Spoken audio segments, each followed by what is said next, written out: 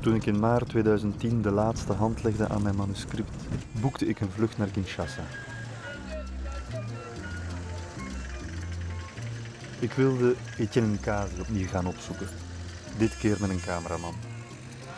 Papa Nkazi was met kop en schouders de oudste mens die ik ooit ontmoette. Naar eigen zeggen geboren in 1882.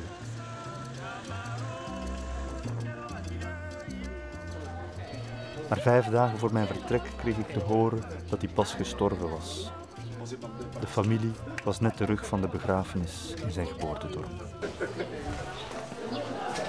Papa Augustin, mes condoléances avec la perte de votre frère. Et je suis très heureux de vous revoir. Je suis le petit de Nkazi Etienne. Donc le dernier de leur maman, le dernier. Donc je suis né en 1918. 91 années que je suis.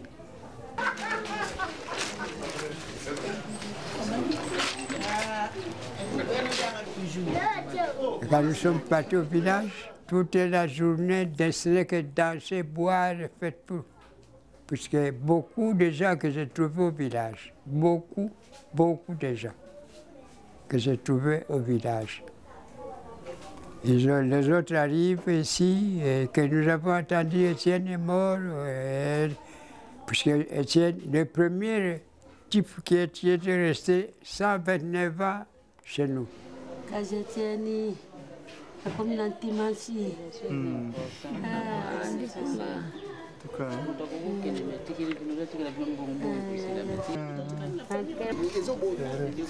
Et nous sommes partis au cimetière.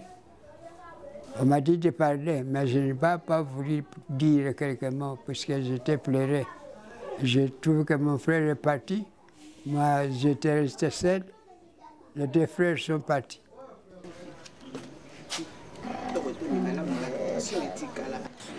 Oyo mwana na ye, oyo bakoko oyo bango nyonso.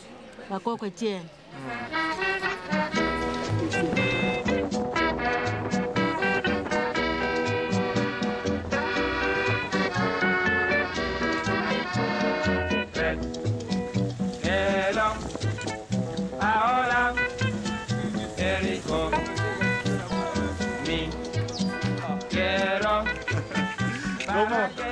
Comment ça va? Vous avez maigri beaucoup. Moi, Martin Kabouya Lokoudou, doyen d'âge des anciens combattants de la Grande Guerre mondiale 40-45, né le 31 juillet 1916. La Belgique était envahie, alors il n'y avait plus de soldats. À Londres, on a demandé si vous avez des soldats. Ils ont dit non, nous avons nos soldats en Afrique. C'est ça. On nous a pris. Nous avons bâti pour la Belgique, pour la libération de la Belgique. Alors, ici, chez nous, il n'y avait pas de guerre.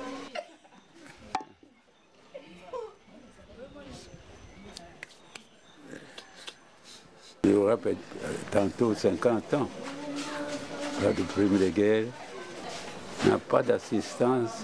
Quand on est malade, pas de soins. Quand on meurt, il n'y a pas d'animation.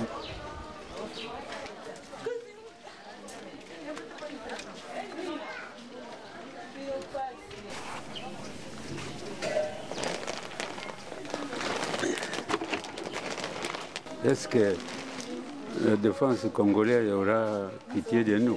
Rien. Si ça vous faites, vous mettez un léopard dans l'enclos des chèvres. Ils ont tout ravi, spolié tout. Tout, si vous voulez. Je vais vous dire au revoir. Au revoir.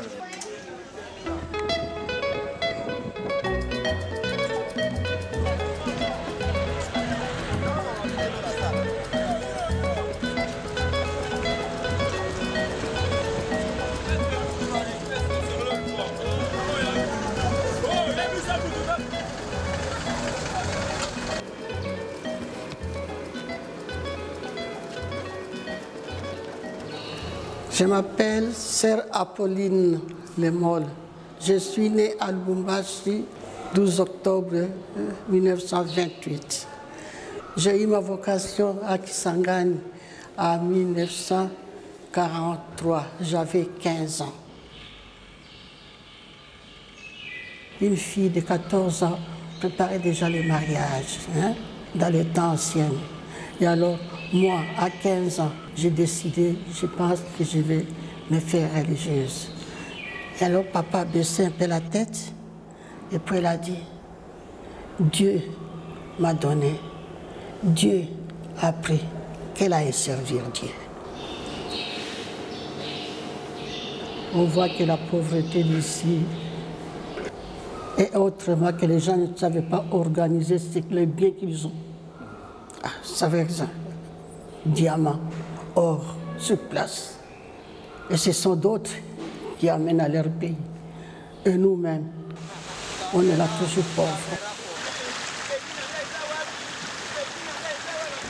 L'église réveil, c'est tout ce monde-là qui s'est inventé. C'est comme les Rose-Croix. Ah, tout ça. Ce sont des gens qui se réunissent pour changer la manière d'être, abandonner une partie de l'Église catholique.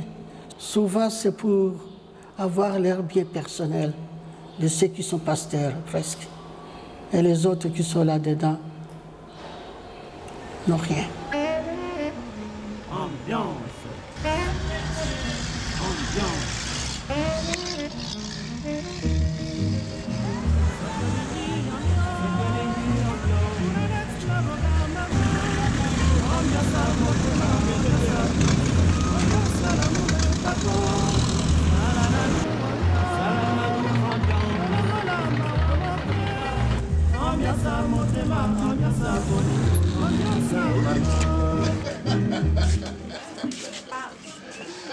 Voici Jean Lema, alias Jamais Kolonga, qui a eu le privilège d'annoncer au monde entier que nous étions indépendants le 30 juin 1960, après le discours de Sa Majesté le roi Baudouin, et que son âme repose en paix.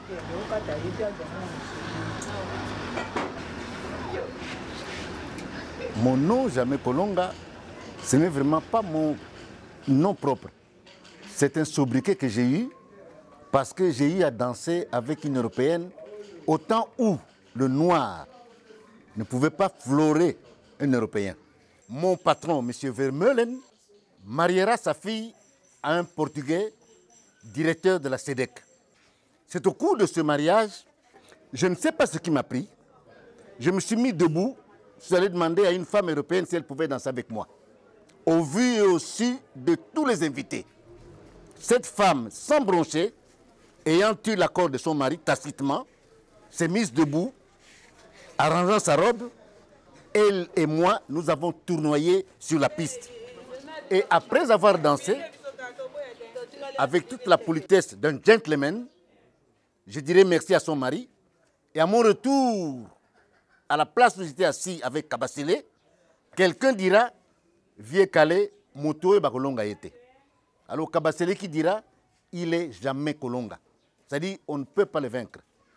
Voilà l'historique de mon nom. Moi, je m'appelle Yantoula Pierre Elengessa, alias Petit Pierre. Je m'appelle Mwango Armand Brazos pour les intimes. En 1960, quand je suis parti à Bruxelles dans l'African Jazz, je jouais le conga. C'est moi qui avais fait la basse dans la chanson Indépendant Tcha-Tcha. Indépendant Tcha-Tcha, aujourd'hui.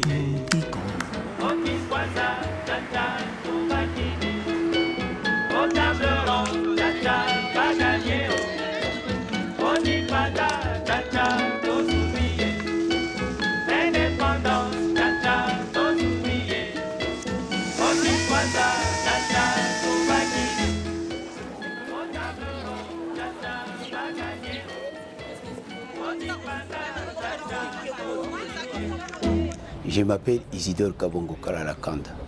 Je suis né le 6 janvier 1940 à Elisabethville. J'ai été caméraman lors du match Ali Forman. Après, je suis devenu directeur de la radio nationale. Autour de Mobutu, il y a eu des gens qui lui ont suggéré ça, que ce serait un événement qui pourrait en même temps, si vous voulez, redorer le blason, l'image de marque du régime moboutiste. Et il a mordu à l'hameçon, il a accepté. Et c'est parti. Le président ne pouvait pas être au stade. Donc on a mis un système pour que lui puisse voir le match au moment où ça se passait. Le reste de la population ne voyait pas le match en direct.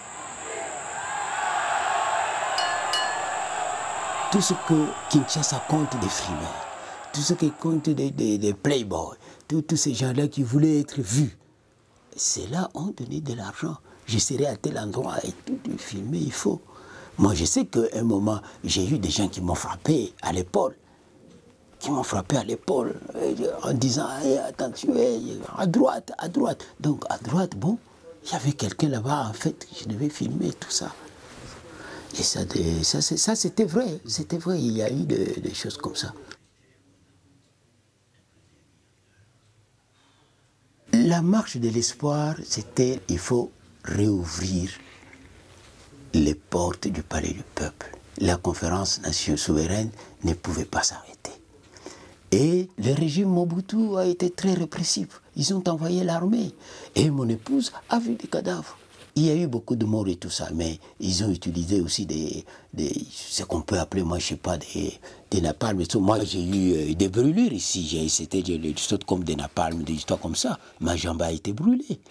Ces jours-là, nous avons été conscients que ces régimes ne pouvaient plus du tout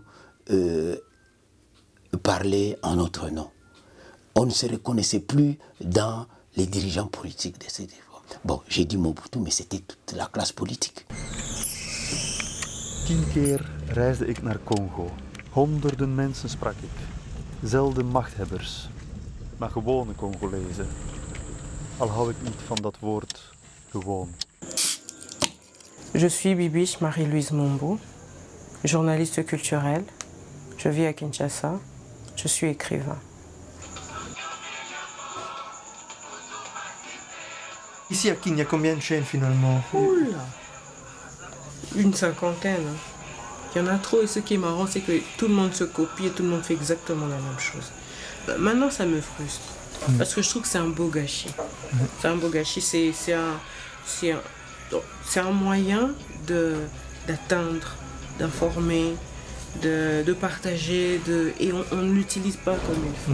C'est vraiment dommage parce qu'il y a des gens qui font rien, qui sont devant la télé du matin au soir, et pour entendre quoi? Ou pour regarder quoi? La même chose.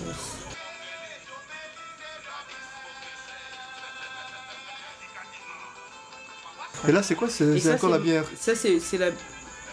C'est quoi? Doppel, je crois. Celle-là, je la connaissais pas. Doppel, c'est quelle brasserie? Doppel, c'est avec Skol. Et c'est ferré, ça. C'est ferré? Non. Kamasong et Pasola. Ça, c'est encore la bière. Encore la bière? Tembo. Tembo. Je te dis, là, c'est l'heure, hein. C'est 22. Donc, c'est tout depuis juste la bière. Alors, imagine si tu avais commencé un film à 22h moins 10. Oui. Tu vas te taper 10 à 15 minutes de publicité comme ça. Et puis, attendre encore que le film... Tu as même perdu le cours de l'histoire.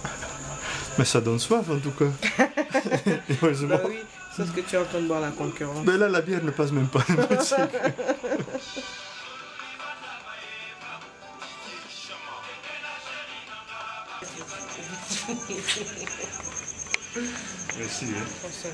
Alors, on se voit donc à la rentrée. Grand merci. Au revoir. Bye bye, Bibiche. Ok, bye bye. Ciao.